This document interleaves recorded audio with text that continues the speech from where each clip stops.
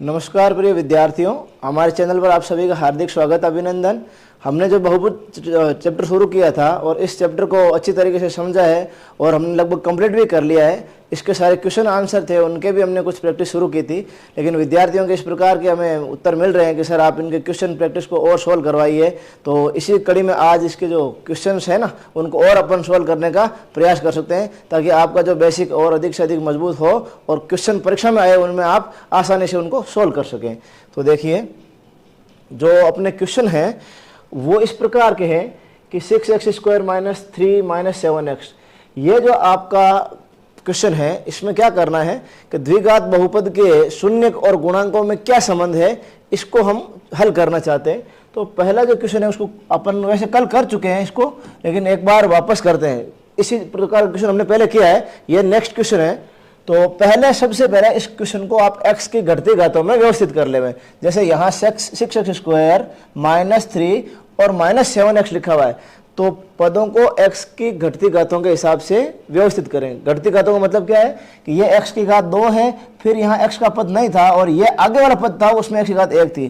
तो पहले x की घात 1 वाला पद लाएंगे तो किस प्रकार लिखा जाएगा, देखिए 6x² माइनस 7x माइनस 3। यानी इस प्रश्न में हमने क्या करा है, x को घटती घातों में व्यवस्थित कर लिया है और अब वही तरीका वापस आगे काम आने वाला है। तो देखिए, आप क्या करते हैं, 6 को 3 से गुणा करते हैं, यानी 6 इंटू माइनस 3, तो कितना आ जाएगा, माइनस के 18। यही प्रक्रिया करते हैं आप। तो पहले इसको और हल करके लिख रहे हैं, देखिए 6x² माइनस, फिर आप जो बीच में संख्या लिखी हुई है ना 7, इसके 2 टुकड़े इस प्रकार से करते हैं कि यदि उनको जोड़ें या घटाएं तो कितना आना चाहिए, 7। यानी 7 के ही 2 टुकड़े कर रहे हैं, जिनको जोड़ने घटाने पर 7 आए और गुणा करने पर कितना आना चाहिए, 18। तो आप क्लियरली इसको समझ पा रहे हैं कि मैं इसको लिख देता हूँ 9 माइनस 2, यानी 7 को 9 माइनस 2 के रूप में मैंने व्यवस्थित करा है, क्योंकि जब 9 में से आपके 2 घटाएंगे तो 7 आ जाएंगे और 9 को जब माइनस के 2 से गुणा करेंगे तो माइनस का 18 आ जाएगा। 7 में x है जैसा जैसा रहेगा और ये लिख दिया मैंने -3। अब इनको आगे गुणा करके लिख रहे हैं, देखिए 6x² minus 9x minus minus ये बन जाएगा प्लस के 2x और ये रहा माइनस का 3। यानी ये माइनस अंदर गुणा हुआ है तो -9 से गुणा होने पर तो -9 बन गए, और माइनस को जब मैंने -2 से गुणा किया तो प्लस के 2 बन गए और साथ में x आ गया। यहाँ ये आपके जो पद हैं, इन पदों में देखिए पहले 2 पदों में क्या कॉमन आ रहा है, अंतिम 2 पदों में क्या कॉमन आ रहा है। पहले 2 पदों को हम देखें तो इनमें 3x कॉमन आ रहा है, 3x कॉमन आ रहा है। 3x कॉमन आने का मतलब ये हुआ कि जब 6 में से मैंने 3 कॉमन बाहर ले लिया, इसका मतलब ये होगा कि 6 में 3 का भाग देना है, तो कितनी बार जाएगा, 2 बार। और x² में से x मैंने कॉमन बाहर ले लिया है, तो क्या बचने वाला है यहाँ पर, x। इसी प्रकार आप देखते हैं 9x में से 3x बाहर लिया, इसका मतलब कॉमन 9x में से 3x लिया है ना, तो हम क्या करना चाह रहे हैं, वो 3 का भाग दे रहे हैं 9 में, तो कितनी बार जाना चाहिए, 3 बार, और x का भाग x में 1 बार। तो आपके पास क्या बनेगा, 3x कोष्टक लिखेंगे 2x माइनस 3। और यहाँ जो नेक्स्ट वाले ये 2 पद है, इनमें कुछ कॉमन दिख रहा है क्या, आप देखें 2x माइनस 3 है, तो देखने में ऐसा लग रहा है कि इनमें कोई भी संख्या कॉमन नहीं आ रही है। ऐसा जब भी आपको प्रतीत हो तो आप ये बात हमेशा ध्यान रखिए कि उनमें एक संख्या जो सिंगल 1 एक होता है वो जरूर कॉमन आएगा। तो 1 हम मैं लिख देता हूँ, क्योंकि 1 दोनों का ही गुणम होता है, 2 इंटू 1 2 होता है, 3 इंटू 1 3 होता है, तो इसका मतलब 1 तो दोनों के गुणम में होता ही है। तो यहाँ हो जाएगा आपका 2x माइनस 3।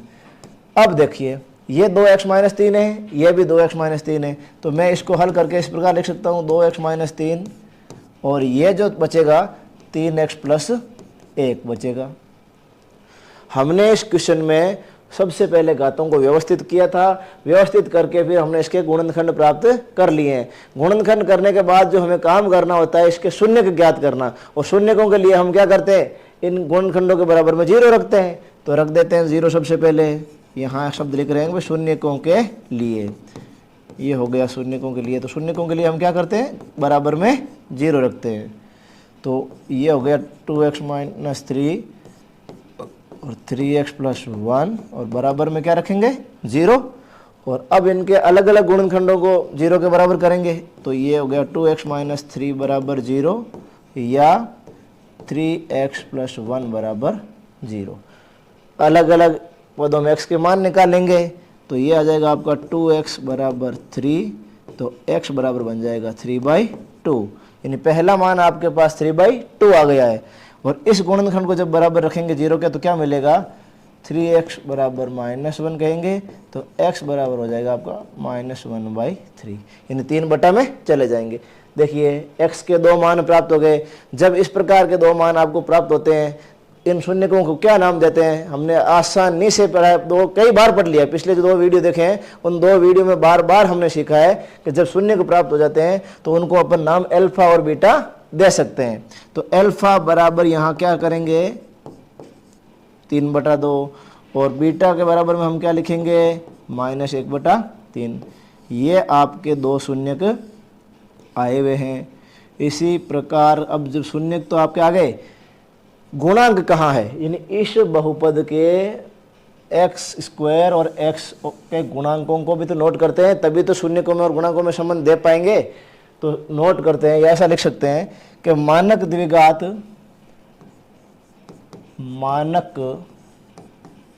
द्विघात समीकरण क्या होता है ax² plus bx plus c से तुलना करने पर आप क्या करेंगे, जो आपका मानक द्विघात समीकरण होता है ना उससे तुलना करते हैं। तुलना करने से क्या मिलेगा कि x² का गुणांक a होता है, यहाँ देखिए x² का गुणांक कितना है 6, तो a बराबर आ जाएगा आपके पास 6। x का गुणांक कितना होता है b होता है, यहाँ x का गुणांक कितना है -7 है, तो b का मान कितना प्राप्त हो गया -7। और जो अचर पद होता है उसको हम क्या लिखते हैं c लिखते हैं, तो यहाँ अचर पद कितना है -3, तो ये लिख दिया c बराबर -3। वापस देखें, क्वेश्चन ऐसा चाह रहा था कि दिए गए जो क्वेश्चंस हैं उनमें सबसे पहले तो आप शून्य ज्ञात करिए। जब आप शून्य ज्ञात कर लेते हैं तो फिर शून्यकों में और गुणांकों में क्या संबंध है, तो पहले हमने शून्य ज्ञात किए, इनके नाम अल्फा और बीटा दे दिए, फिर हमने मानक द्विघात बहुपद से इनकी तुलना करके एबीसी के मान भी प्राप्त कर लिए। अब एबीसी और अल्फा बीटा में क्या संबंध होता है, तो इनके संबंधों को बताने के लिए हम 2 बात करते हैं, एक तो शून्यकों का योग करते हैं और एक शून्यकों का गुणा करते हैं। शून्यकों का योग सबसे पहले काम करेंगे, शून्यकों का योग, तो शून्यकों का योग जिसको आप अल्फा प्लस बीटा लिखते हैं वो कितना आएगा, देखिए अल्फा का मान आपके पास 3/2 है और बीटा का मान आपके पास -1/3 है। ये लीजिए, जब 3/2 और 1/3 को जोड़ा जाएगा तो क्या उत्तर प्राप्त होगा, ये देखिए ये तो 3/2 ही रहेगा, ये प्लस माइनस क्या बन जाएगा -1/3। और इसको कैसे हल करते हैं, जब भिन्न के रूप में क्वेश्चन आ जाते हैं तो सबसे पहले आप एलसीएम लेते हैं, 2 और 3 का एलसीएम लेंगे तो कितना आएगा 6 आएगा। अब देखिए 2 का भाग देंगे 6 में, कितनी बार जाएगा 3 बार, और 3 को किससे गुणा करेंगे 3 से, तो कितना आ जाएगा 9, माइनस 3 का भाग देंगे 6 में, कितनी बार जाएगा 2 बार, और 2 को 1 से गुणा करेंगे तो 2 आ जाएगा। आपके लिए आंसर कितना आ जाएगा 9 - 2/6, तो क्या प्राप्त होगा 7/6। वापस देखिए एक बार, हमने जो क्वेश्चन किया था उस क्वेश्चन में शून्यकों का योग हमें ज्ञात करना था।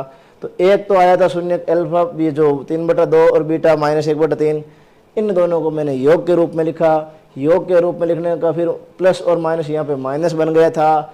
2 और 3 का एलसीएम लिया तो 6 आ गया, एलसीएम का मतलब लेसअप लिया मैंने, 6 लेसअप आया। तो सबसे पहले 2 का भाग दिया 6 में, तो कितनी बार गया 3 बार, और 3 को ऊपर जो संख्या लिखी उसी से गुणा करते हैं, इसी प्रकार करते हैं हम।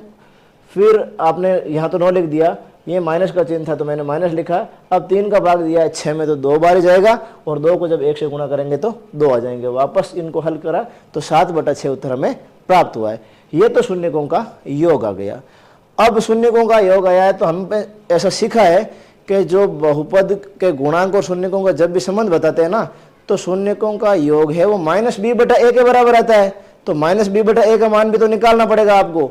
या हम अगर इसको दूसरे शब्दों में समझें तो क्या मैं इसको इस प्रकार भी लिख सकता हूं कि 7 कहीं आपको एबीसी में दिख रहा है कि कोई 7 मान है को, तो 7 जो मान है आपके यहां है, देखिए ये रहा, ये जो मान है ना 7, ये बी का मान प्रदर्शित कर रहा है। यानी मैं अगर इसे तुलना करूं तो माइनस बी बराबर 7 हो जाना चाहिए, ये रहा। यानी बी बराबर माइनस 7 है, तो यदि माइनस के चिन्ह को मैं इस तरफ लूं तो माइनस बी हो जाएगा और ये कितना हो जाएगा 7। यहां से मैं सीधा भी लिख सकता हूं। और ए का मान देखिए कितना है, ए का मान 6 है, तो ये यहां एक बार सीधा भी लिख सकता हूं, ये हो जाएगा आपका -7/6। या एक मिनट, इसको हम हटा रहे हैं, शून्यकों का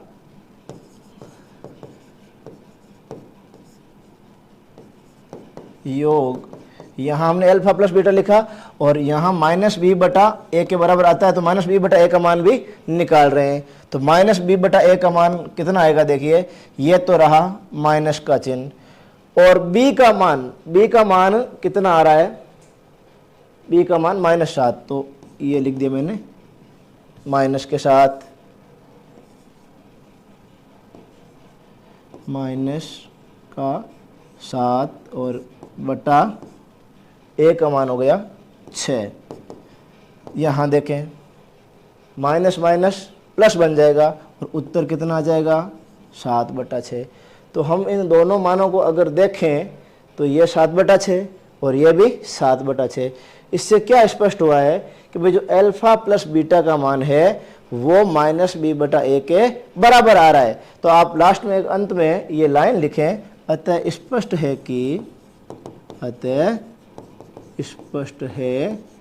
कि जो शून्यकों का योग अल्फा प्लस बीटा होता है वो किसके बराबर होगा, माइनस बी बटा ए के बराबर होगा।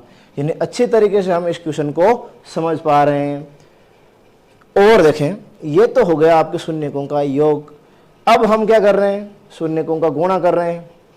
शून्यकों का गुणा करेंगे तो एक शून्य का आपका क्या है अल्फा, दूसरा शून्य क्या है बीटा। एबीसी के मान आपके इस बहुपद में कितने थे, आपने नोट किए थे कि ए बराबर तो था 6, बी बराबर कितना था -7 और सी बराबर कितना था आपके, देखते हैं एक मिनट वापस इसका प्रीव्यू देख लेते हैं। बी बराबर सी बराबर ये है आपका -3, तो मैं इसको आगे नोट कर देता हूं,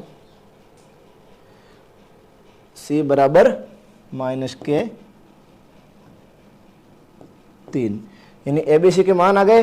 अब हम वापस इनका शून्यकों के गुणा करके बता देते हैं। ये लीजिए शून्यकों का गुणा क्या होगा, शून्यकों का गुणा अल्फा इंटू शून्यकों का गुणा अल्फा इंटू बीटा। अल्फा का मान आपके पास कितना है 3/2 और बीटा का मान कितना है -1/3। और जब इनको गुणा किया जाएगा तो क्या उत्तर प्राप्त होगा, 3 को -1 से गुणा करने पर -3 और 2 × 3 कितना हो जाएगा 6। ये तो ठीक है, -3/6 आ गया।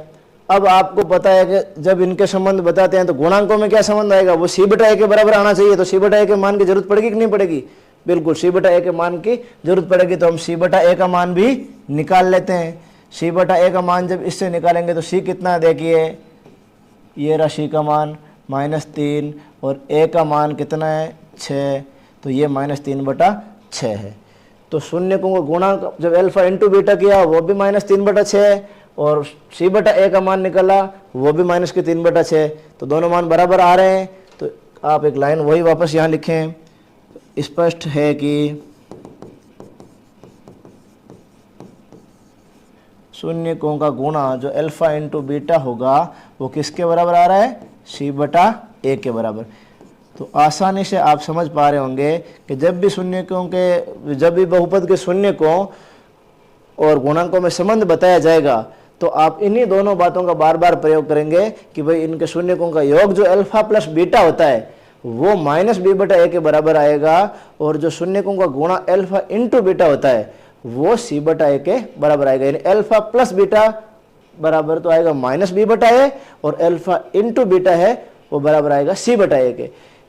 आप ऐसा भी लिख सकते हैं कि जो आपके ये -3 और 6 है ना, इनको हिंदी में किस प्रकार लिखें अगर शून्यकों के गुणांकों के रूप में लिखना चाहें।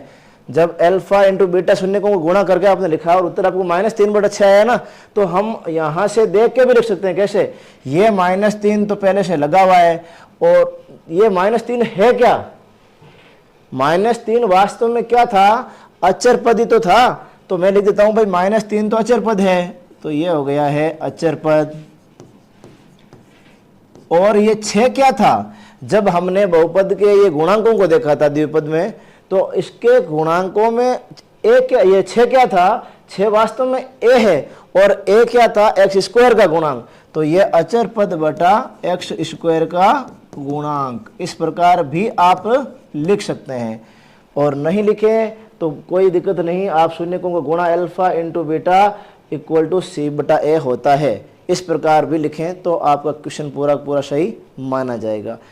ये जो आपका क्वेश्चन है, इसमें आपको सबसे बड़ी इंपॉर्टेंट बात ध्यान में ये रखनी थी कि इसके जो पद थे ना, वो X square plus B X plus C रूप में नहीं थे, यानी एक्स की घटती घातों के रूप में नहीं थे। तो आपने इसमें एक्स की घटती घातों के रूप में व्यवस्थित किया था आपने, और फिर इसको हल किया था। अब जैसे नेक्स्ट क्वेश्चन है, नेक्स्ट क्वेश्चन अपन जी आसानी से इनको कर सकते हैं कि भाई 4u स्क्वायर प्लस 8u है ना, उनमें से 4u कॉमन आ जाएगा, और 4u कॉमन आते ही दो गुणनखंड बनेंगे, उनको 0 के बराबर रख के हल कर लेंगे। एक ये क्वेश्चन देखिए, टी स्क्वायर -15, ये आपके इनमें थोड़ा अलग प्रकार का क्वेश्चन है, तो इसको कैसे हल करेंगे ये देखिए। क्वेश्चन है टी स्क्वायर -15, टी स्क्वायर -15 को हम हल करने जा रहे हैं।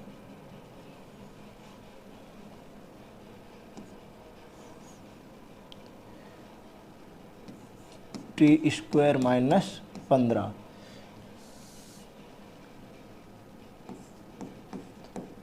इस क्वेश्चन को आपको हल करना है। तो इस क्वेश्चन को जब हल करेंगे तो एक समस्या आपके सामने आ रही है कि भाई ये द्विघात बहुपद है, इसमें एक तो टी स्क्वायर का पद आ गया और एक अचर पद आ गया, तो अब वो गुणनखंड करेंगे कैसे? बीच वाला पद तो है ही नहीं। तो इस चीज को लेकर अपने मानसिक तनाव को ना बढ़ाएं।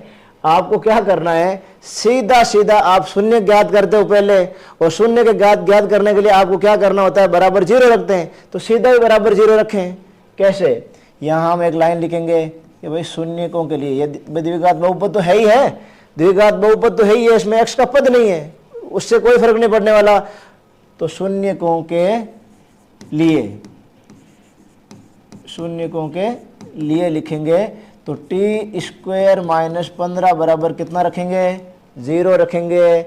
और आपको ये अच्छी तरीके से मालूम है, कई बार आपने पीछे पढ़ा है कि एक्स स्क्वायर -16 बराबर अगर 0 आप लिखते हो तो फिर एक्स का मान कैसे निकालते हो?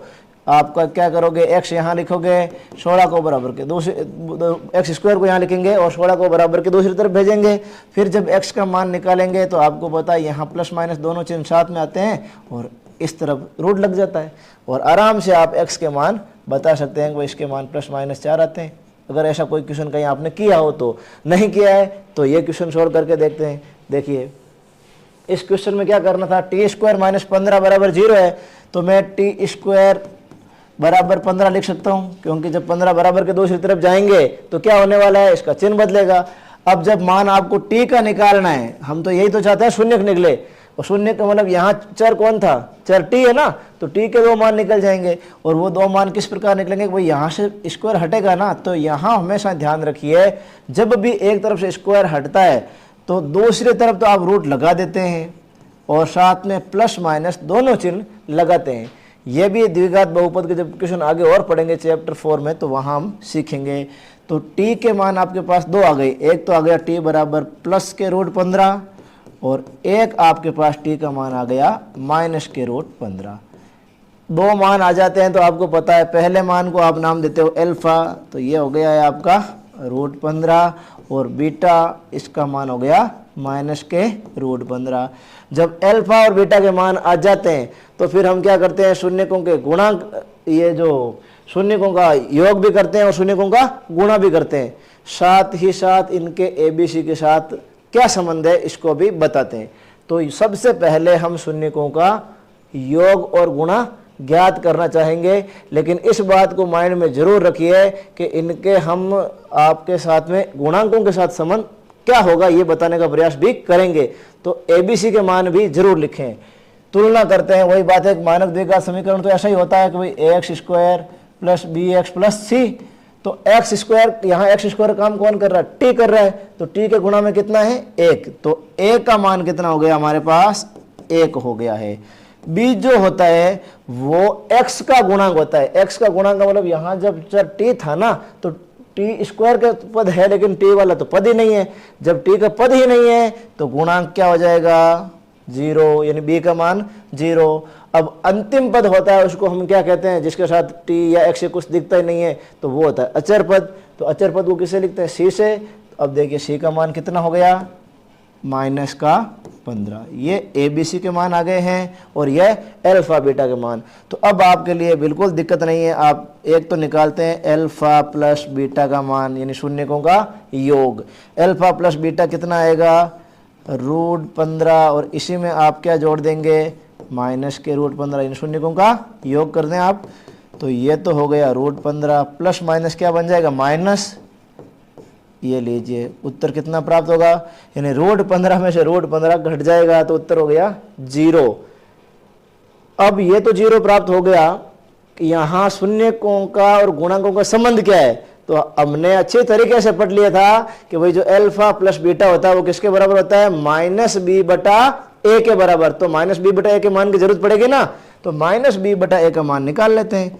ये रहा -b/a।